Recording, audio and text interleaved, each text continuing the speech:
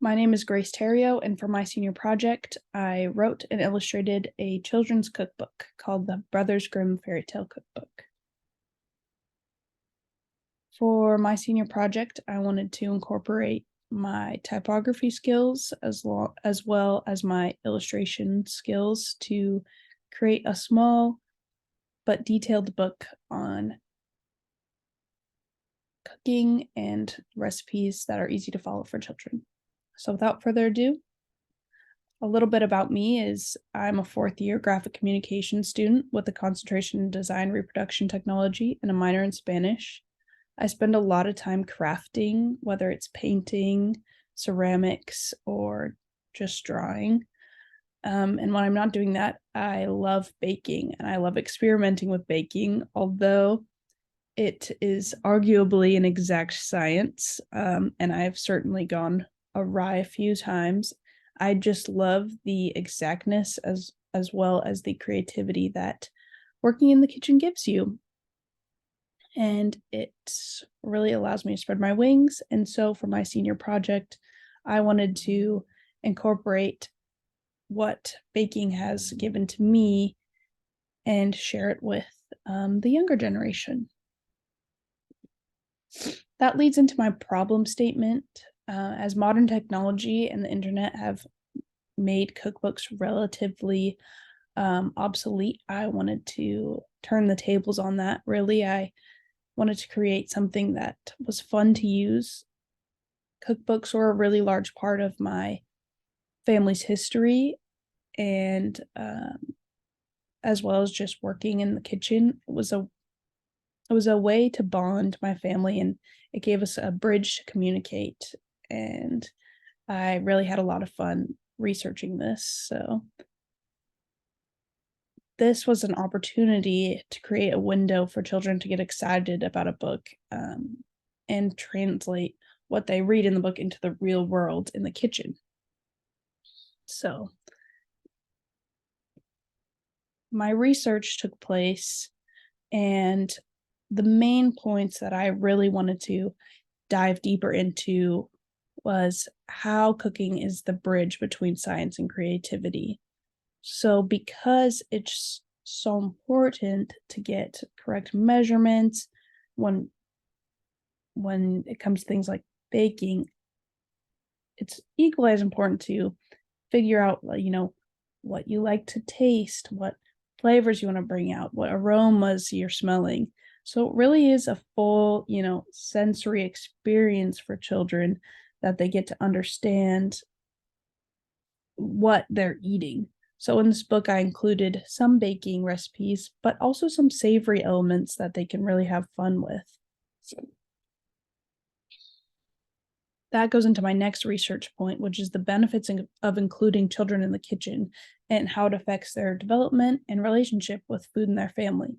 So again, just in the way that I was talking about, and how it was a great bridge for communication with my family, I found that in my research, a lot of support to that, and that being in the kitchen with your guardian or an older sibling, it allows people to communicate and learn to work as a team over something less personal, right? You're just working with, something fun. It's Red Riding Hood's muffins for her grandma. It's not high stakes, but it does give them a sense of achievement when those muffins come out of the oven, which is really big too. I don't think kids get that every day, of feeling like, yeah, I did something, and a moment to be proud of, really, and see your work in front of you. So the next thing I researched was making a cookbook kid friendly.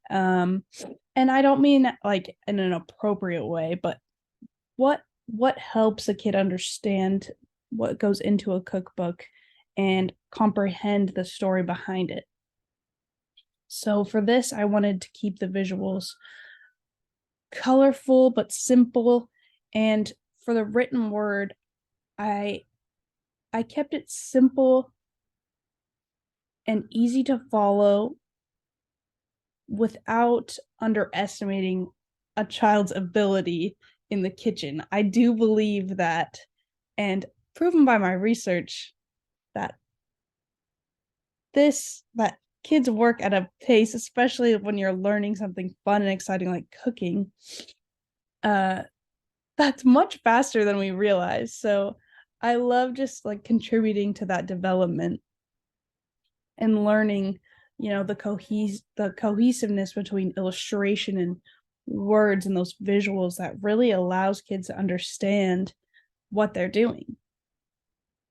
Lastly, I just looked into more unique children's cookbooks, which you can see on this other side of the slide here: the Green Eggs and Ham Cookbook, Roald Dahl's Revolting Recipes, and the Alice in Wonderland Cookbook. These are all ones that I remember from my childhood, and they were really a big inspiration to me from illustration wise, and language, just to how fun they were and the impact that they had on me.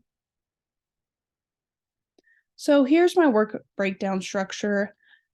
The background research, recipes and cooking, that took a lot of time. I would say the recipes and cooking, along with the book design, were probably, and more specifically the illustration, were probably the most time consuming, but it's definitely what I wanted to put the most thought into.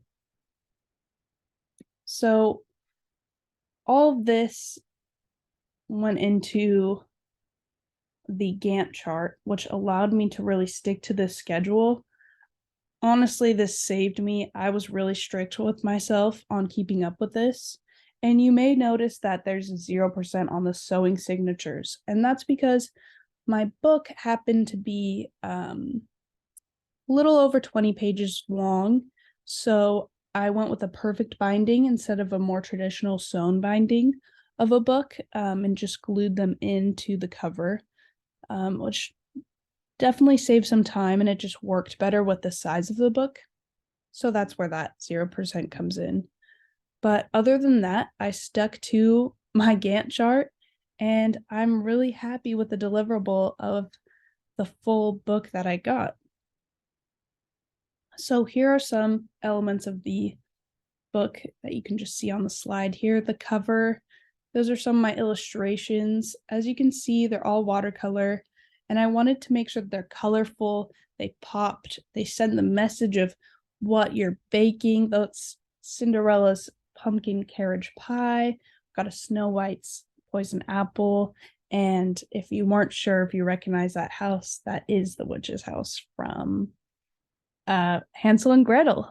And then on the furthest right of the slide, you can see the table of contents with all of the recipes. So I hope you enjoy, and thanks for listening.